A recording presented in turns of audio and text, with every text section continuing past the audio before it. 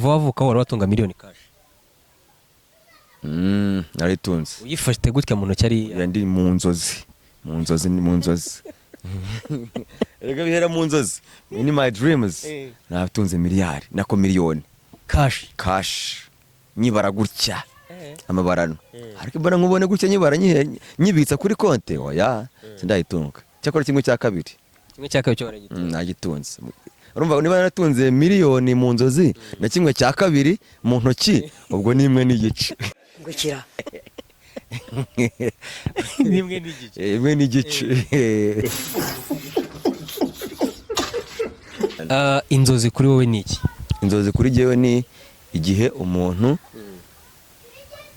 inzozi zirimo amoko abiri. Hari ukuryama ugasinzira ukarota ibintu wabyuka ukabibura byo bita inzozi.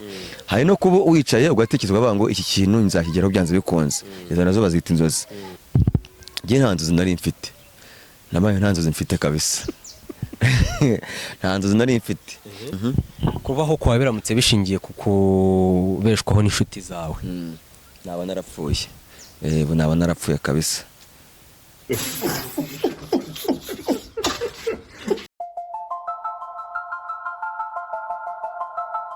Johnny TV Show.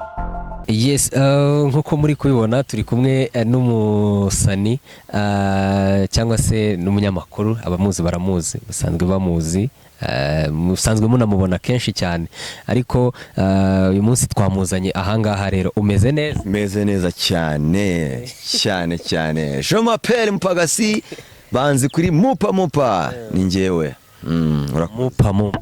Mupa. Inspiration y'izina ryawe. Ariko man, buriya rero Mpagasi ni izina rituruka mu Kigande, wewe urakizi. Nanjye kukivugamo ariko ntacyo nzi kabisa. Mpagasi ni Ikigande cyo gupagasa, ni Kinyarwanda, ni inshinga mu Kigande. Niyo mpamvu nabikunze nuko biri mu ndimi ya Jose Chameleone twa ngo kupagasa, katupakase, kadukore. Naho ngabo yaturutse ko mupa n'abantu bagiye babihina, banza yenda kubivuga rirambuye byabateye ipfunwe. Barakampinira. Nawe utumva ari fresh. Mupa. Ni kazima cyane. Okay, hanyuma ntago nyange ntinda, ibibazo mba mfite ni bike cyane. Ndi kugenda mpereza abantu challenge, mbabaza nti kuva wavuka wari watunga miliyoni cash? Naritunze. Uyifashite gutya mu ntoki ari ndi mu nzozi ni mu nzozi. Rega bihera mu nzozi. In my dreams. Natunze miliyari nako miliyoni cash. Nyibara gutya. Amabarano. Ariko ibara nkubone gutya nyibara nyibitsa kuri konte oya sindayitunga. Cyakora kimwe cya kabiri cyo baragitunze. Nagitunze. Urumva niba naratunze miliyoni mu nzozi na kimwe cya kabiri mu ntoki ubwo nimwe n'igice. Imwe n'igice. Hanyuma ubona nko ku myaka yawe wagakwiye kuba warayitunzeho cyangwa urabona bizaza aracyari mutoya? Ndacyari mutoya. Ndacyari muto kabisa. Guseka se warambyaye. Uzi igihe navukiye ngo ndi muto ugaseka. Njye ndacyari mutoya, nta gikubakira cyari cyacika kuba ntaratunga miliyoni, ariko ubundi seka nkubaze kugira ngo natunge amafaranga bigira inzira bicamo. Hari inzira uzi byagomba gucamo byaciyemo sinayibona. Ahubwo ngiye nakubaza ntibyaba byaratewe n'iki? Kuko urumva nari mbaje nuko ukiri mutoya wenda uzaba uyitunga. Ndacyari mutoya nta rirarenga. Ndacyafite icyizere ko nayitunga nkanarenzaho, kuko mfite inzozi zo gutunga amafaranga menshi cyane afatika. Kuko rega burya amafaranga utafite biragoye, ariko miliyoni yo nzayitunga kabisa. Ejo cyangwa ejo wenda wabona nyifite nkaza kuyikumurikira. Uzaza kuyitumurikira. Inzozi kuri wowe ni iki? Inzozi kuri jewe ni igihe umuntu inzozi zirimo amoko abiri. Hari ukuryama ugasinzira ukarota ibintu wabyuka ukabibura byo bita inzozi. Hari no kuba wicaye ugatekereza ukavuga ngo iki kintu nzakigeraho byanze bikunze. Izo nazo bazita inzozi. Harimo na rimwe rero hari igihe ukabya izo warose uryamye, izo watekereje ntuzikabye.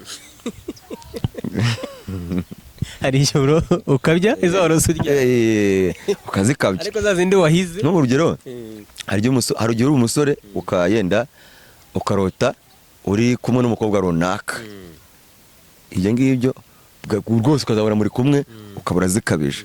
Ariko hari igihe wicara ugatekereza ukavuga ati jyewe nzarangira mbaye umupilote, bikarangira umubaye ariko nyine yenda w'ingorofani cyangwa se ibindi bintu runaka. Rero njye nibaza ko inzozi ni ubwo buryo bubiri, hari ukuryama ukarota, hari ukuryama ugasinzira ukabona ibintu bigenda bimeze nka filime, ibyo bita inzozi. Hari ukuba uri mu nzira wicara uvuga uti jyewe nzarangiza kaminuza mpite njya muri leta umuyobozi runaka bikarangira bidakunze.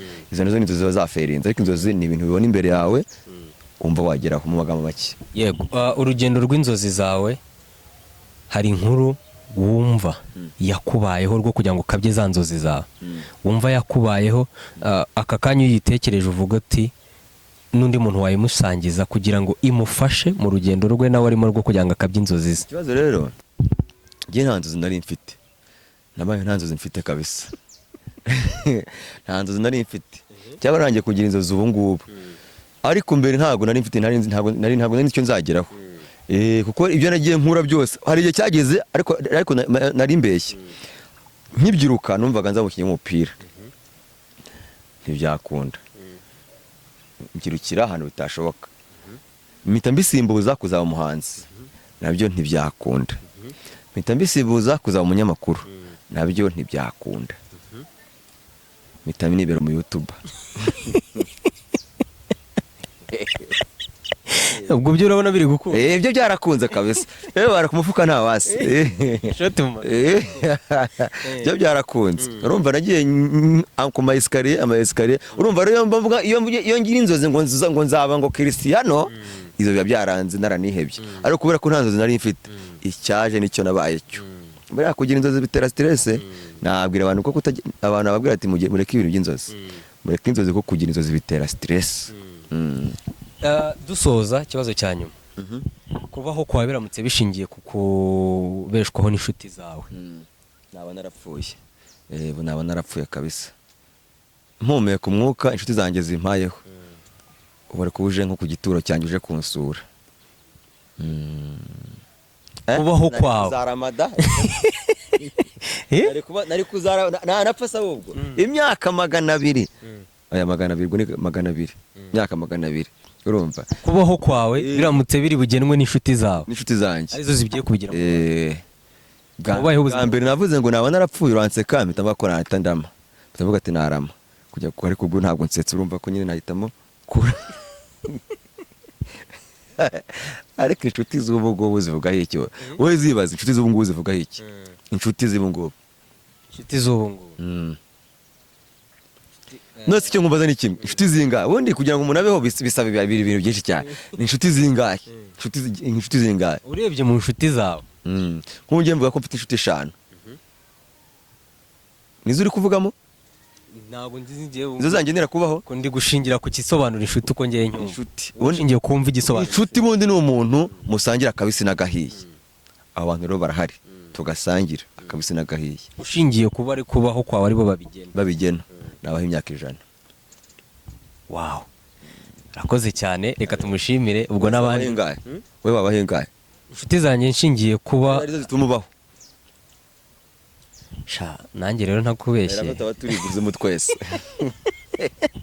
Nanjye ntakubeshye ntabwo nakabaye nkiriho nkurikije uko inshuti zanjye mba nzibona. Imana ibaho umugisha, reka duhure mu bindi biganiro. Salavista.